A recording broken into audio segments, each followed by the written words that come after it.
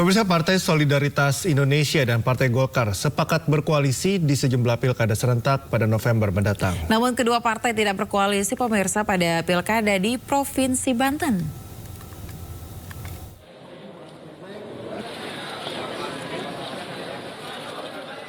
Partai Solidaritas Indonesia kembali bertemu dengan Partai Golkar di kawasan Palmerah, Jakarta. Usia pertemuan yang kedua kalinya ini, PSI dan Golkar sepakat berkoalisi pada sejumlah pilkada serentak. Diko Ganindito yang saat ini menjabat sebagai Bupati Kendal dicalonkan sebagai calon wali kota Semarang. Sementara untuk pilkada Jakarta, Kaisang rencananya akan dipasangkan dengan Babah Alun atau Yusuf Hamka. Nah, untuk mendukung tadi Mas Ketum, Mas Kaisang, seandainya beliau memilih Jakarta, saya siapkan kader Partai Golkar yang sudah memalang melintang di infrastruktur, yaitu Babah Alun. Mana Babah Alun? Jadi itu pembahasan, kita banyak punya waktu, tidak terburu-buru, kita akan berbasis ilmiah kepada survei. Namun Kaisang menegaskan partainya tidak berkoalisi pada pilkada di Provinsi Banten. Kader PSI Valdo Maldini sebagai bakal calon wali kota Tangerang akan berpasangan dengan Muhammad Fadlin Akbar, anak mantan Gubernur Banten Wahidin Halim. Memang Golkar dan PSI ini berkolaborasi di beberapa daerah, tapi mohon izin Pak, kami akan berseberangan di Banten.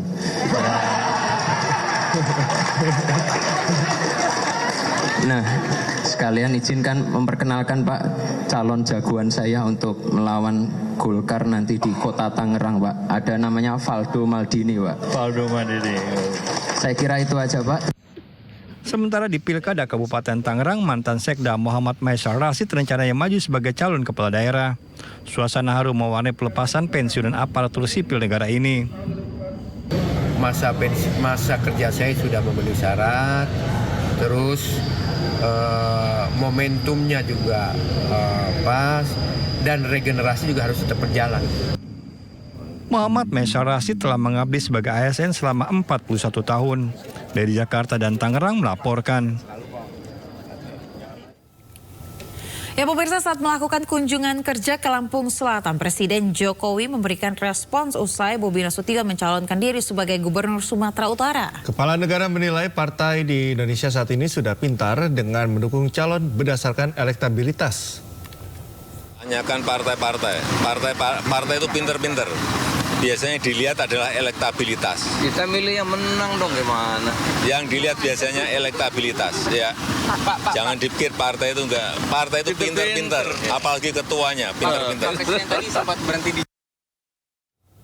DPD PDI Perjuangan Sumatera Utara memastikan akan mengusung calon gubernur di Pilkada November mendatang. Iya, PDIP tidak ingin jika mantu Jokowi Bobi Nasution melawan kota kosong.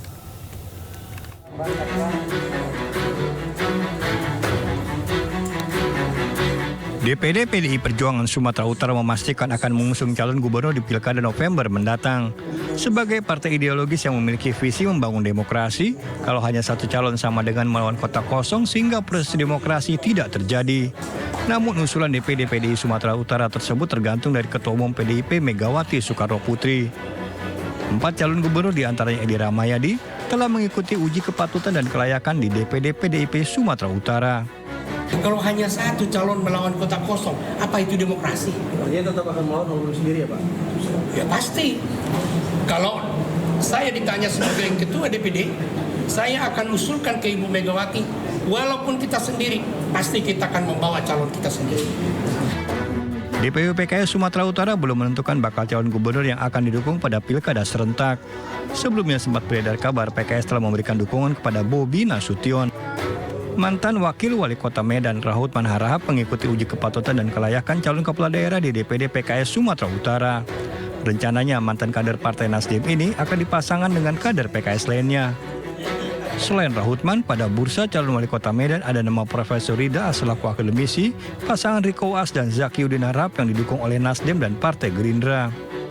Saya kira hampir 1 jam itu kita diskusi sekaligus saya sampaikan visi misi. Menko Polhukam Hadi Cahyanto mengingatkan pelaksanaan pilkada di 545 daerah rawan konflik. Pihak TNI dan Polri memegang peran penting dalam menjaga stabilitas keamanan selama pelaksanaan pilkada. Sementara Mendagri Tito Karnavian berpesan, aparatur sipil negara harus tetap netral saat penyelenggaraan pada November mendatang. Pelaksanaan pemilihan kepala daerah salah satu wujud tumbuhnya demokrasi. Dari Medan, Sumatera Utara, Ahmad Ridwan Nasution melaporkan.